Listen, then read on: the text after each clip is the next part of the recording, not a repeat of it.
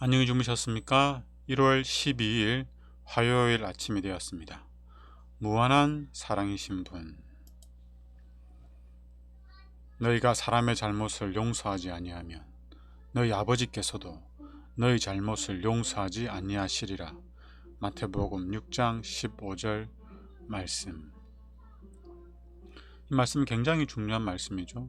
왜냐하면 우리가 예수님을 믿음으로 말미암아 얻을 수 있는 축복 중에서 가장 큰 것이 바로 죄사함이기 때문에 그렇습니다. 예수님을 믿음으로 말미암아 얻게 되는 죄사함, 즉 용서가 우리가 다른 사람을 용서하느냐 하지 않느냐를 통해서 그의 결정되는 것처럼 말씀하고 있습니다. 오늘 이 말씀의 의미가 무엇인지 함께 살펴보겠습니다. 불완전한 인간에게서 눈을 돌려 예수를 바라볼 때 품성에 신령한 변화가 생깁니다. 마음속에 활동하시는 그리스도의 성령께서 그의 마음을 그리스도의 모습과 같아지게 하십니다.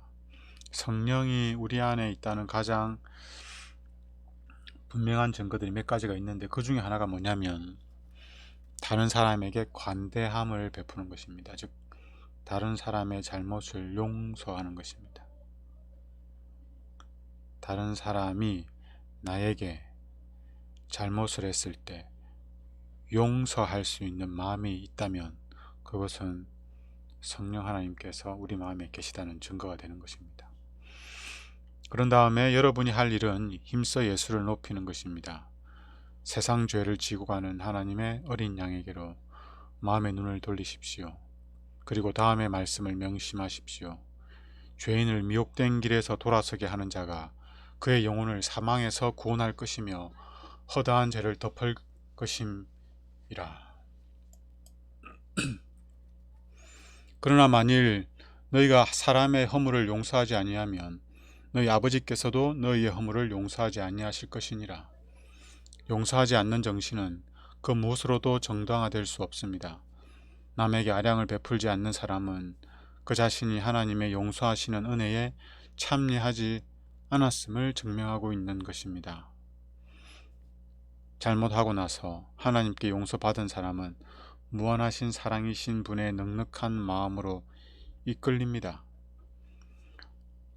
하나님께 용서받은 사람은 하나님께 사랑을 받은 것입니다. 그 사랑을 통해서 우리가 용서를 받게 되는 거죠. 그 사랑을 받은 사람은 그 사랑을 소유하게 되는 거예요. 그 사랑을 소유하는 사람은 그 사랑을 흘려보내게 되어 있습니다.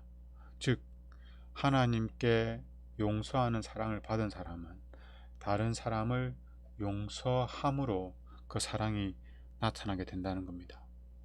하나님의 온정이 죄인의 마음에 파도처럼 몰려오고 그에게서 또 다른 사람에게로 흘러 들어갑니다. 그리스도께서 고귀한 삶으로 보여주신 따뜻함과 자비는 그분께 은혜를 입은 자들에게서도 그대로 나타날 것입니다. 그러나 누구든지 그리스도의 영이 없는 사람은 그리스도에게 속한 사람이 아닙니다. 그는 하나님과 멀어지고 영원히 분리될 수밖에 없습니다. 한때 그가 용서받은 것은 사실입니다. 그러나 그의 매정함은 이제 그가 하나님의 용서하시는 사랑을 거절했음을 나타냅니다. 그는 자신을 하나님에게서 분리시켰고 용서받기 전과 똑같은 처지가 되었습니다. 그는 자신의 회개를 부인했고 회개하지 않았을 때처럼 자기 죄가 그대로 자기에게 머물러 있습니다. 우리의 용서가 무효화되고 우리의 회개가 취소되도록 하는 것이 무엇입니까? 우리가 받은 그 사랑을 남에게 하지 않을 때 우리가 받은 용서도 우리가 했던 회개도 다 무효화되는 것입니다. 정말 회개함으로 용서받은 사람은 하나님의 사랑하는 용서를 그대로 다른 사람에게 나타내게 되어 있습니다. 그렇지 않다는 것은 내가 용서받지 못했고 회개하지 않았음을 증명하는 것입니다. 그러나 이 비유에서 얻을 가장 큰 교훈은 인간의 몰인정과 대조되는 하나님의 자비입니다. 용서하시는 하나님의 자비를 기준으로 삼아 우리도 남을 용서해야 한다는 것입니다. 우리가 남을 대하는 태도의 기준은 무엇입니까? 그것은 하나님께서 나를 어떻게 하셨느냐가 기준입니다. 하나님에게 나에게 베푸신 사랑, 자비, 인내, 온유, 그럼에도 불구하고 베푸신 그 많은 은혜들, 그것들이 우리가 다른 사람에게 나타내야 할 태도의 표준입니다. 그래서 우리가 주목해야 될 것은 내가 무엇을 해야 할지가 아니고 하나님께서 나에게 무엇을 하셨는가입니다. 그것을 가장 분명하게 알 수 있는 것이 바로 십자가입니다. 우리가 남을 용서했기 때문에 용서함을 받는 것이 아니라 우리가 용서받았기 때문에 용서하는 것입니다.